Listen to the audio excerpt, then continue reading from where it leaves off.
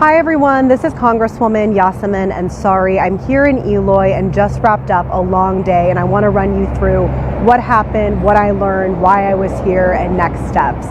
So we know that Donald Trump has pledged mass deportations and they are already underway. He's enacting a very cruel immigration policy. We know that in many cases, people have not had access to due process, and even U.S. citizens or green card holders have been wrongfully detained. We also know that right in our backyard in Arizona's 3rd District at the immigration court, ICE has been showing up to people's immigration appointments and detaining them and bringing them to Eloy. So I came here to Eloy today as a member of Congress. We have the authority to conduct oversight and to show up and ask for a tour of these detention facilities. So this morning we got here and we were granted a tour of Eloy, and it was relatively a smooth process. We got into the facility immediately. Were walked into a room where an immigration proceeding was taking place and an individual was offering to self-deport. We got to see all across the facility from where people are housed, women, men, where people eat, recreation areas, and the rest. I will say the most enlightening part of this experience was the opportunity I had to speak with women while they were eating lunch. And I left feeling sick to my stomach about what I heard from these women about the conditions that they face every single day at Eloy. What started as a conversation with multiple women, and I was with my district director who speaks fluent Spanish, and we were able to have a really substantial conversation with these women. They told us about dehumanizing, derogatory, racist behavior that they see from some of the guards and some of the staff that they have to interact with every single day. Horrific stories about one case where someone made them go outside and walk around in a circle for 2 hours without any water, and said things to them like, "This is the price of the American dream."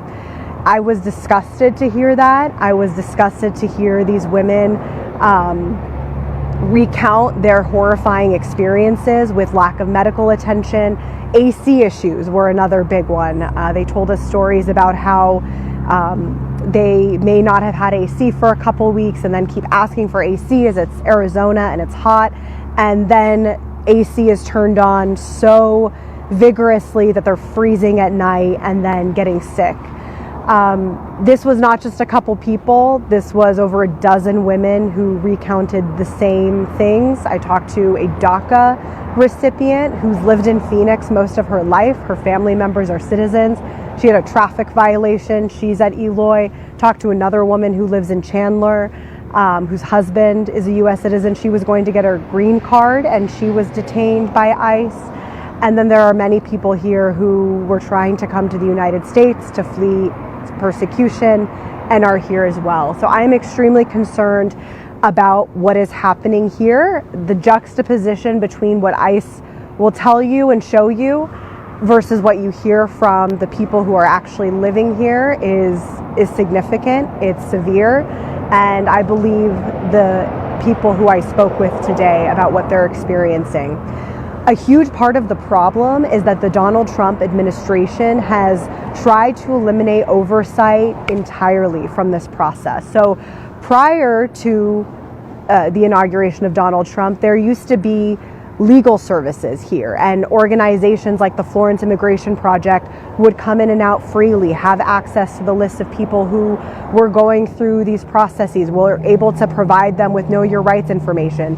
Those programs have been eliminated, so it's much harder for nonprofits like this to even function now. So people are really desperate. They're really scared. They're living in what can only be described as a prison. These facilities are run by massive companies like Geo Group and others, Core Civic, who are making record profits from this. And my number one priority, obviously I'm vehemently against Donald Trump's mass deportation and immigration policies.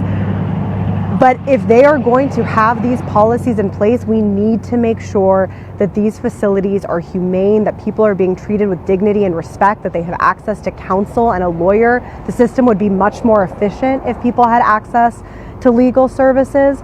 So we will be following up with ICE. We will be writing a letter detailing